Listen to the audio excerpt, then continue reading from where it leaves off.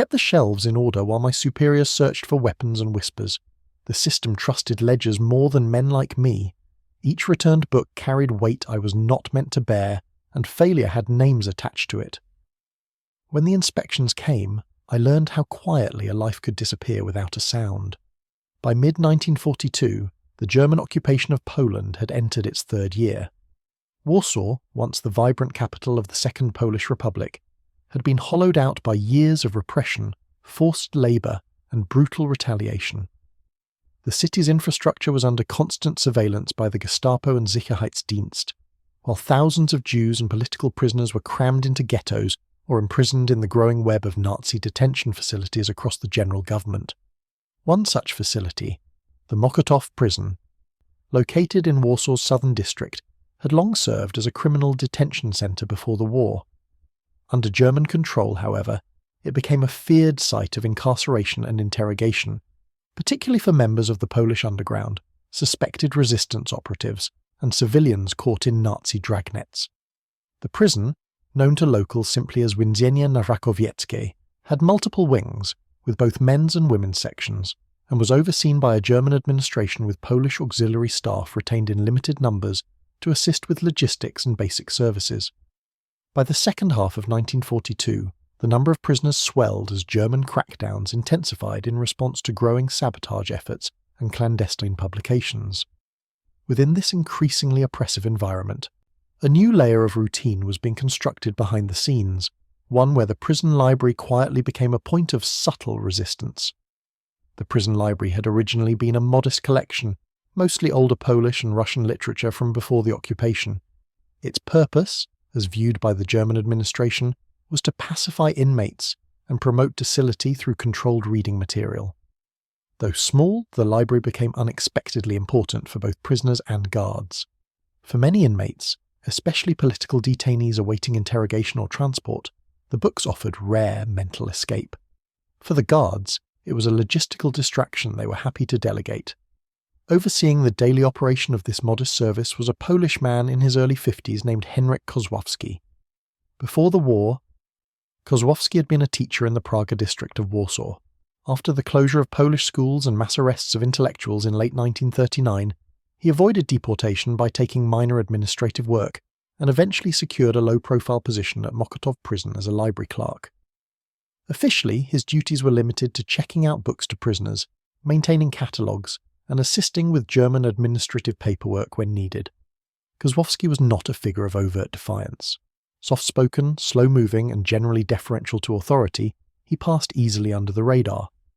His workdays followed a rigid rhythm, reporting to the prison's library wing at 07:30, inspecting the returns from various cell blocks, processing requests when permitted, and preparing a selection of approved reading material. On paper, the process was entirely routine, yet it was precisely within this routine that something remarkable began to take shape. By late 1942, the Polish underground, Związek Walki Zbrojnej, ZWZ, soon to become Armia Krajowa, Home Army, was seeking new ways to smuggle intelligence out of prisons and into the hands of resistance fighters. Detailed architectural plans of Nazi facilities, guard rotation schedules, and hidden weapon caches were all in high demand. The challenge was not the acquisition of such information. Many detainees were already members of the resistance, but rather its safe extraction. Letters were screened, food parcels were examined, even spoken messages, carried by released prisoners or bribed staff, often failed to make it beyond the prison walls intact. The return of books to the prison library, however, offered an unguarded window. Prisoners were periodically allowed to return or request new books. The system was considered so innocuous that books were rarely examined upon their return. Kozłowski himself was perceived as a harmless intermediary. As such, he began to notice a pattern. Certain books, when returned, appeared to have been subtly altered. Pages were folded in uniform sequences. Margins were marked with faint pencil lines or tiny pinpricks. Initially, he presumed these were signs of idle reading habits, but over time he realized the patterns were too precise and too frequently clustered near page breaks or chapter ends. One returned volume, an 1890 edition of Pan Tadeusz, contained what seemed to be a sketch made by indenting a page with a blunt object, leaving no ink or graphite behind. When Kozłowski carefully shaded the page with the side of a pencil, a crude floor plan emerged. It was the first indication that prisoners were attempting to communicate more than literary preferences. Cautiously, Kozłowski began inspecting returned books with greater care. He would wait until nightfall, working under the dim light of a desk lamp in the library's back office, sifting through pages for signs of concealed messages. Over time, the markings became more elaborate. In one instance, a book's spine had been loosened and the end paper carefully separated from the board, revealing a thin sheet of rice paper tucked between the bindings. On it were handwritten notations in microscript, a listing of German guard names and the schedule of nighttime patrols in Wing C. The risk was severe. Discovery of any such material could lead to Kozłowski's arrest and torture. But the information being gathered, prison schematics, timings of interrogations, names of collaborators, was too valuable to ignore. Kozłowski lacked the means to transmit these messages himself. He had no direct contact with resistance cells. But in the spring of 1943, a small yet crucial development occurred. A new staff member was assigned to assist him, a young Polish woman named Zofia Radwanska, whose role was primarily clerical. Zofia had been placed in the prison library as part of a labour assignment after her father was arrested during the January raids in Wola. Quiet and seemingly withdrawn, she spoke rarely and followed Kozłowski's instructions precisely. Yet Kozłowski began to notice something familiar in her behaviour, subtle signs that she was aware of the markings, careful in her handling of returned books, and deliberate in placing certain titles on specific shelves.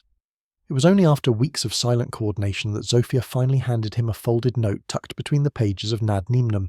It contained only one line. Use the ledger margin to mark titles for pickup. I have contacts. It was the first concrete link between the prison library and the outside resistance. From that point forward, the library's internal catalogue began to serve a second purpose. Kozłowski would use the margin of the outgoing inventory ledger, normally reserved for remarks like damaged or missing page, to insert notations that signalled which books contained sensitive material. A faint dot next to a title indicated a message. 2 dots signified urgent intelligence. The books were then shelved in the return bin, where Zofia would eventually collect them for reprocessing.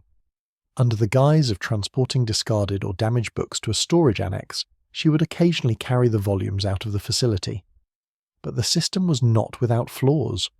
Several times, Kozłowski noted books that should have contained information were returned unmarked. On one occasion, a marked book was mistakenly circulated to an unrelated cell block, where it was never returned. More concerningly, the library's head supervisor, a German non-commissioned officer named Feldwebel Kramer, began paying more attention to inventory changes after a routine inspection revealed inconsistencies in the catalogue. Kramer was not known for his intelligence, but he had a deep suspicion of Polish staff and a reputation for arbitrary punishment. His increasing presence in the library office, checking records, asking questions about ledger entries, placed new pressure on Kozłowski's already fragile operation. The system was showing its limits. Any exposure could jeopardize not just the information network, but the lives of Kozłowski, Zofia, and the prisoners relying on the library as their only line to the outside world. By midsummer of 1943, Kozłowski faced a decision. The risk of discovery was growing, yet the stream of messages coming through the returned books was intensifying. The question was no longer whether he could continue, but whether the system in its current form could survive another inspection. He began considering an adjustment to the method, something more discreet, something less reliant on page markings and more capable of hiding information in plain sight. By August 1943, the routine of the Mokotów prison library had become both a cover and a burden. Each day, Henryk Kozłowski performed his appointed duties under the watchful eyes of guards and supervisors, never straying from the expected. Yet beneath this practiced monotony, the delicate operation to smuggle coded intelligence through returned books was beginning to strain under its own weight. The ledger system, relying on marginal notations and inventory discrepancies, was increasingly vulnerable to scrutiny. German officers had begun enforcing stricter accounting procedures across prison departments. Small changes in catalogued book numbers, previously ignored, now triggered demands for explanations. At least once per week, Feldwebel Kramer appeared in the library to compare the handwritten ledger with the official carbon copies submitted to the Kommandantur. Kozłowski, already operating with cautious precision, now had to double his efforts to avoid inconsistencies. He erased and rewrote titles, mimicked handwriting styles, and aged ink lines to blend modifications with prior entries. But such measures only bought time. The most serious setback came in early September, when a heavily marked volume of Quo Vadis, which had been expected to contain a schematic of the basement interrogation block, was discovered missing from the circulation shelves. Kozłowski recalled it had been returned by a prisoner in cell 213, the same wing where resistance detainees were known to be concentrated. The book had been flagged with a faint dot in the ledger and was placed on the side table for later retrieval. But the next morning, it was gone. Panicked, he searched the library's bins, cabinets, even the wastepaper pile. Zofia confirmed she had not handled that batch yet. After 3 days, the book reappeared, placed awkwardly on the bottom shelf of a theology section. Inside, the margins had been scraped clean. The rice paper insert was gone. In its place was a crudely written note in German reading simply, "Wir lesen auch," we read too. It was a warning. Someone had discovered the system. Zofia's contacts confirmed through resistance channels that a prison informant had recently been transferred into the general population under German orders. His job, reportedly, was to monitor prisoner communication and identify any unusual behaviour among the Polish staff. Though his identity remained uncertain, his presence meant the circulation of marked or altered books was no longer a sustainable method. A decision was made. The system would have to evolve. Rather than abandon the operation, Kozłowski proposed a change in focus. Instead of encoding or inserting messages into existing books, he would begin selecting specific titles whose very choice, title, or return timing would signal coded meaning. For instance, repeated requests for Dostoevsky's The House of the Dead would denote a scheduled execution. Tolstoy's War and Peace would reference smuggled blueprints, while books by Jaromsky could indicate personnel movements. The new method would eliminate the need for tampering and rely solely on a shared reference key, memorized by a few trusted prisoners and Zofia herself. However, this adjustment required greater risk on Zofia's part. The codes depended on accurate record-keeping and precise timing. If the selected book titles were not removed and delivered outside the prison swiftly, their meaning would be lost. To aid in this, Kozłowski adjusted the checkout records to reflect these special loans and used scrap paper slips to signal Zofia on which books to remove from rotation. But by October, pressure on the prison staff escalated once again. A failed sabotage attempt on a railway junction near Warsaw had resulted in mass arrests. Dozens of new political prisoners were funneled into Mokotów, including high-ranking members of the Armia Krajowa. The Germans believed the operation had been coordinated from within Warsaw's prison system.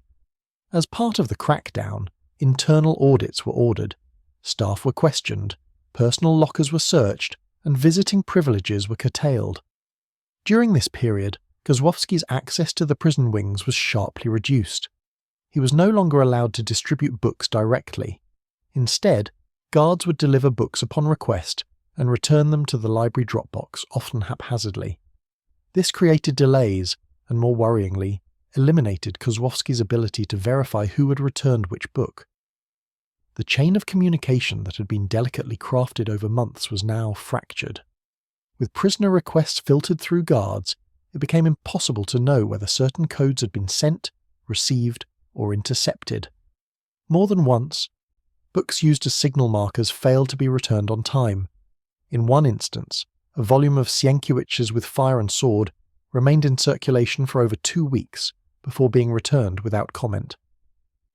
When Zofia finally extracted it, the paper was damaged and the index page missing, a potential sign that it had been tampered with or confiscated.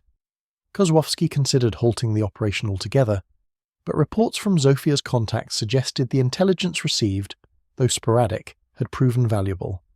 A floor plan of the interrogation chamber received weeks earlier had reportedly aided in a planned escape attempt from another facility. Even partial information, guard rotation estimates, surveillance blind spots, had allowed outside resistance members to time their efforts more strategically. Yet the strain was becoming evident. Zofia, always composed, began showing signs of exhaustion. Her daily trips to and from the library annex became shorter. She stopped speaking altogether when other staff were present, communicating with Kozłowski only through short written notes. One morning, she arrived with a bandage on her left wrist and avoided his glance when asked about it. That afternoon, she failed to remove a marked copy of In Desert and Wilderness, despite it being flagged twice. She later confessed she had been followed on her way home the previous evening and suspected someone had been monitoring her movement for days. It was clear that the window of safety was closing. As November arrived, so did the first snowfall. Kozłowski, bundled in a threadbare coat, continued to arrive at the prison library each morning. His routine remained unchanged. Papers sorted, bindings checked, records updated, but the margin for error had narrowed dangerously. At night he reviewed the day's returns in silence, knowing each book might be the last. One evening, he opened a copy of Norrid's collected poems and found a folded page inserted just barely visible between the binding and end paper. Inside was a small strip of blue paper, torn along the edge, no larger than a postage stamp. It showed a single ink line with numbers, too small to be a full map but unmistakably part of a technical drawing. It was a fragment of a blueprint. Zofia returned it to the Resistance through her usual courier route, disguised in a box of worn dictionaries. Several days later, a note returned to the library office, slipped inside a German grammar text. It read simply, "More will follow, same method." The message was clear. The prisoners had adapted. Instead of relying on full schematics or marked pages, they would now smuggle blueprints in fragments, small enough to escape casual inspection, dispersed across multiple books, and later reconstructed on the outside. It would require patience, coordination, and above all, trust. But it also introduced a new problem. The Germans had just announced a surprise inventory of the prison's administrative departments. The library was to be included. The announcement came on a grey morning in early December 1943. A circular from the prison's German administration was issued to all auxiliary staff. An internal audit and property inspection was to begin within the week, covering all departments, including the library. The directive stated that all inventory, written records, equipment, and storage facilities would be reviewed for discrepancies. The stated reason was standard wartime accountability, but among the Polish staff few doubted the true motive. The prison commandant had recently received a stern rebuke from the Sicherheitsdienst, following a series of intelligence leaks believed to be tied to Warsaw area detention facilities. Mokotów was under suspicion. For Henryk Kozłowski, the news marked a turning point. The system he and Zofia had maintained, relying on coded title selection, concealed blueprint fragments, and coordinated extractions, was already fragile. An audit threatened to expose not just the materials, but the methods. If any of the altered books, hidden slips, or coded ledgers were discovered, the consequences would be immediate and unforgiving. Kozłowski sat alone that evening in the back office of the library, reviewing the stacks. Each book now posed a risk. Some, innocuous in appearance, contained minuscule inserts under their paste downs. Others had been marked repeatedly in ways that, though once subtle, might arouse suspicion under close inspection. Worse still, the ledger margin system, once a quiet innovation, now seemed perilously obvious. Though written in faint pencil, it would not withstand scrutiny if someone cross-referenced the entries with missing or rotated volumes. Zofia arrived the following morning without her usual satchel. She brought only a single note, folded neatly into her coat sleeve. It read, "Remove all ledger marks, burn loose pages, clean bindings, destroy Polish index." She didn't need to explain. It was not just the risk of arrest. They were now custodians of a broken pipeline. The priority had shifted from transmission to containment. Any traces of the smuggling system had to be eliminated before the Germans arrived. The library had to appear untouched, irrelevant, invisible once again. For 3 nights after the official close of working hours, Kozłowski remained inside the library long past curfew. He worked silently, systematically. First, the ledger margins. Using a soft eraser and thin blade, he scraped off every coded mark, re-inking the surrounding entries to obscure any smudges. Where erasure wasn't possible, he tore pages carefully, removing entire sheets under the pretense of water damage. Next, the bindings. He selected the highest risk volumes, those that had repeatedly cycled through resistance prisoners, and carefully inspected their boards and spines. If he found inserts, even fragmentary ones, he He removed and incinerated them in the small stove behind the filing cabinet. No records of what was destroyed were kept. At night, he poured the ashes into his coat pocket and scattered them in the snow along the tram tracks. Zofia worked in parallel, using her role as an errand assistant to carry out damaged or mildewed books. Under the guise of inventory culling, she removed nearly a dozen volumes over 4 days. These books, previously flagged for blueprint fragments or message slips, were either transferred to her network or destroyed. But even as they erased the trail, new fragments continued to arrive. The prisoners, unaware of the audit, kept the system active. One book returned from cell 305, a well-worn copy of The Doll by Proust, contained a tiny rolled scrap of tracing paper wedged into the space behind the glued label on the inside cover. It showed a partial layout of a stairwell and corridor junction, with 2 squares labelled T and W. It was part of an expanding series of blueprints smuggled out over the previous weeks, believed to depict the lower levels of the prison's western wing. Kozłowski paused. He knew that retaining this piece would be reckless, but if the drawing was indeed part of a larger assembly, its removal might break a critical chain of intelligence. For the first time, he hesitated not from fear, but from the weight of personal responsibility. He made the decision quietly. Rather than destroy the fragment, he trimmed it into a smaller rectangle and affixed it to the inside flap of his worn pocket Bible, a permitted personal item rarely inspected by guards. It was a risky deviation from protocol. But it was also the first time Kozłowski had chosen, on his own, to directly carry a piece of smuggled intelligence. It was no longer just a clerical task. The risk had become personal. The inspection began the following Tuesday. 2 German officers and a civilian functionary from the General Government Ministry arrived in the early morning and began their review of the administrative offices. The library was scheduled for the second day. Word spread quickly among staff and tension hung in the air like smoke. Kozłowski spent the night prior in the library alone. The last of the ledgers had been cleaned. No hidden slips remained in the return bins. The shelf layout had been restored to its pre-war system. Titles that had once served as signals were now refiled according to original Dewey Decimal markings. The Polish language index, with its alternative references and circulation notes, had been burned entirely. When the inspectors arrived, Kozłowski greeted them with the quiet formality expected of a Polish clerk. He answered questions through a translator. He produced the cleaned ledgers, the paper supply reports, the requisition forms for damaged texts. One inspector asked about the book transport logs, why certain volumes were no longer accounted for. "They were removed due to mould, sir," Kozłowski said through the translator. Many of the oldest bindings had absorbed moisture during the November rain. The German officer examined a stack of recently culled books, sniffed the cover of one, then waved a hand dismissively.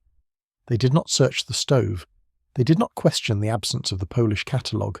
They did not open the Bible. The inspection ended without incident. That evening, Kozłowski allowed himself a moment of relief.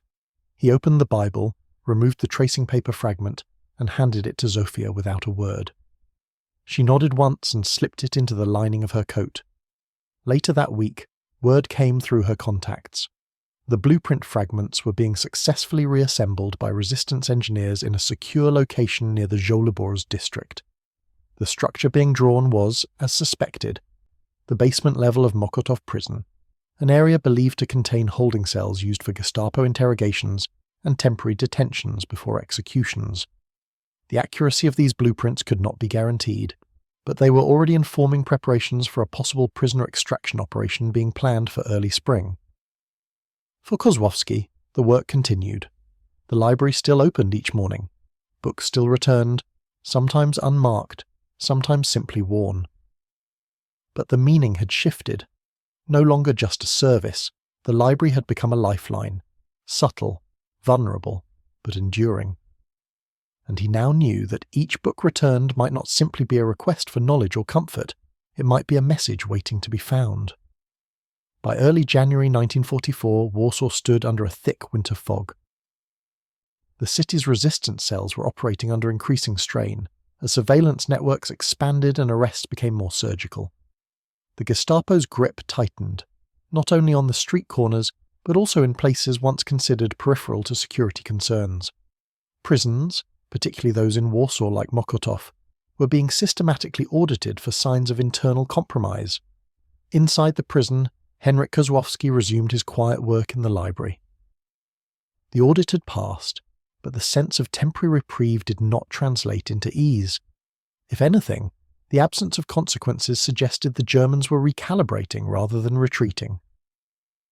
Reports filtered in through Zofia's channels. Several prison staff at Pawiak, another major Warsaw prison, had been arrested for unauthorized communication with detainees. At least 2 were executed publicly. No explanation was given. The message did not require one. Zofia, too, had grown quieter.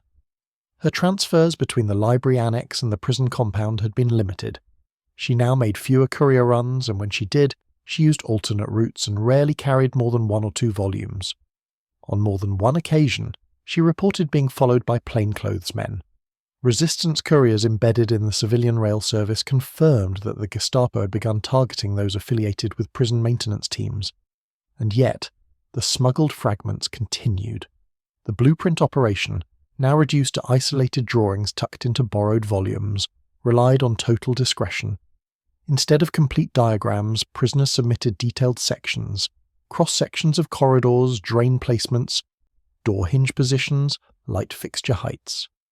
The pieces were intended to be assembled into a mosaic, not just for knowledge, but for eventual use in an operation whose details were known only to a handful of resistance leaders. But with the increased risk, even Kozłowski and Zofia were beginning to feel the strain of the system they had helped maintain. One morning in mid-January, Kozłowski was called to the prison administrative office, an unusual occurrence.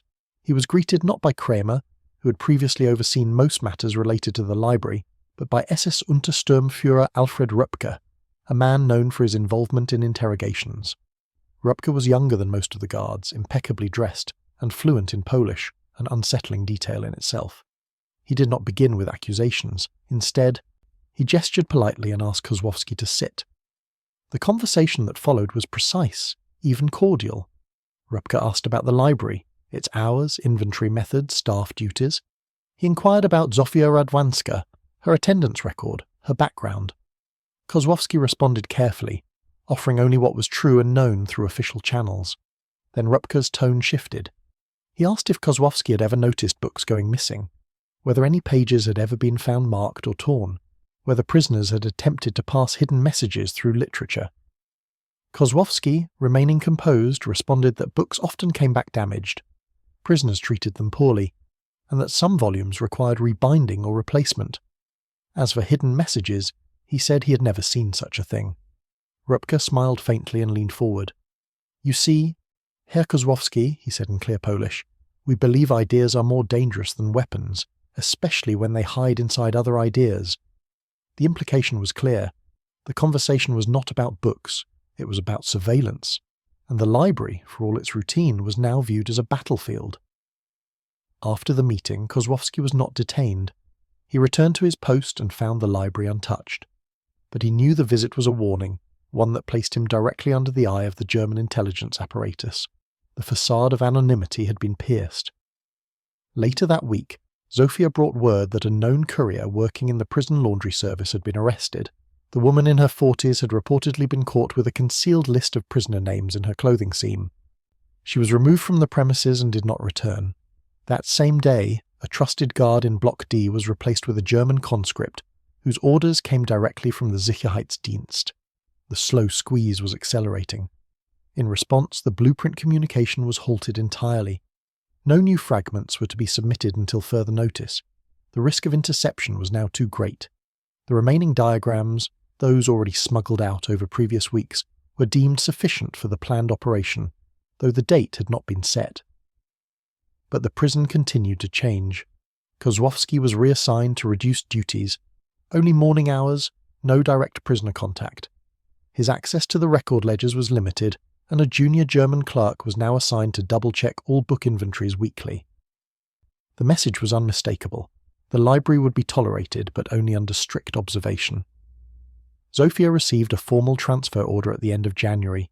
She was to be moved to the prison kitchen, a position with even less mobility. Though officially described as a lateral shift, she understood the motive. The Germans had grown suspicious. Her replacement in the library was a younger male clerk from Krakow, unfamiliar to both Kozłowski and the resistance network. Contact with Zofia would now have to be conducted externally, if at all. Their final exchange took place in the courtyard between the annex and the library wing. It was brief. Zofia handed Kozłowski a folded piece of coarse brown paper, disguised as wrapping for returned forms. Inside was a hand-drawn key, an updated cipher for future book title codes, should communication resume under new staff. It was written in ink no larger than the head of a pin, with each title representing a new set of meanings tied to dates, names, and blueprints already exfiltrated. "We're not done," she whispered, without looking at him, "but you must stop carrying anything. Not again." He nodded once. He had already decided. Zofia left Mokotów the next day. In her absence, Kozłowski resumed his duties alone, now watched more carefully than ever. The library was quieter. Fewer prisoners requested books. The guards took longer to return volumes, sometimes leafing through them with forced indifference. The remaining network inside the prison had gone silent, awaiting word from outside. Weeks passed with no new messages, no new fragments. The operation had stalled. But Kozłowski understood. It had not failed. It had simply moved beneath the surface again, where so many acts of resistance survived, not in explosions or escapes, but in the quiet safeguarding of information and the refusal to surrender ordinary routines to fear. The final blueprint fragments had already been extracted. What came next was no longer in his hands, and in the corner of his office, behind the rebuilt shelf of theology books, the prison's most worn volumes still waited, spine by spine, page by page. By the spring of 1944, the internal situation at Mokotów prison had reached a tense equilibrium. German oversight remained heavy, yet overt crackdowns within the facility slowed. The Sicherheitsdienst appeared to have concluded that whatever breach had existed was either contained or no longer active. From their perspective, the prison functioned, interrogations continued, prisoner transfers proceeded on schedule. Executions, though less public than before, did not stop. For Henryk Kozłowski, daily life narrowed into a carefully controlled routine. His duties were limited to catalogue maintenance, basic repairs, and oversight of a greatly reduced circulation list. Most prisoners were no longer permitted to request books freely. Those that did were issued German-language religious texts or censored technical manuals approved by the administration. Polish literature, once the backbone of the library, was now largely restricted. Kozłowski complied without protest. He understood that survival depended on appearing diminished, useful but unimportant. Outside the prison walls, however, the consequences of the smuggling operation continued to unfold. The blueprint fragments extracted over the previous months were consolidated by resistance engineers working under the Armia Krajowa's Intelligence Directorate. Though incomplete and uneven in quality, the drawings provided something the resistance had previously lacked: a working internal understanding of Mokotów prison's basement structure. They revealed stairwell junctions not shown on pre-war plans, variations in wall thickness, and the placement of drainage tunnels that connected to older municipal infrastructure. The intelligence was not used immediately. Warsaw in early 1944 was already bracing for large-scale action. Arms shipments were scarce. Communications were unreliable. Any operation involving a major prison risked catastrophic retaliation against civilians and detainees alike. As such, the blueprints were studied, cross-referenced, and ultimately archived as a contingency rather than an immediate plan. They would later inform resistance thinking during the planning stages of the Warsaw Uprising in August 1944, though no direct assault on Mokotów prison was ever launched. The risk was deemed too high. Too many prisoners, too many unknowns. Still, the information mattered. During the uprising, knowledge of the prison's internal layout allowed resistance commanders to rule out certain approaches, avoiding fatal miscalculations.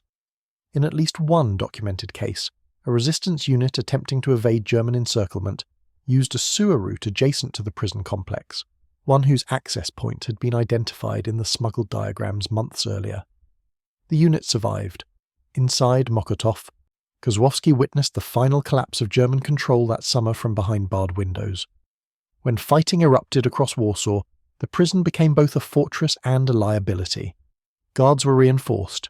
Prisoners were executed en masse as German units attempted to eliminate potential insurgents.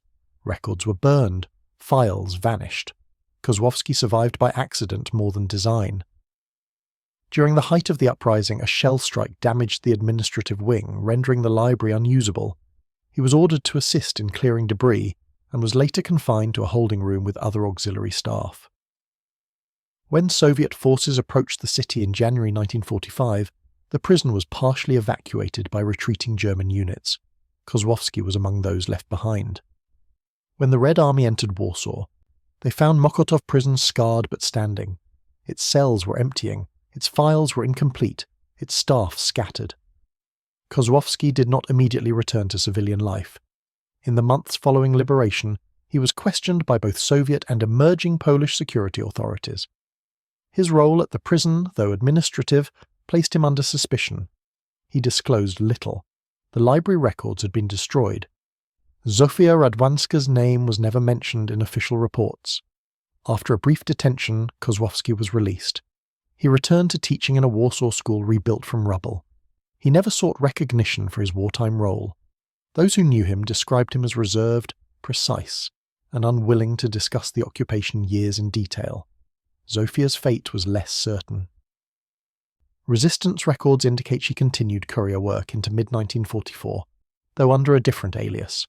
She survived the war but emigrated several years later, leaving behind only fragmentary documentation of her activities. Her role in the prison library operation remained classified within resistance archives for decades.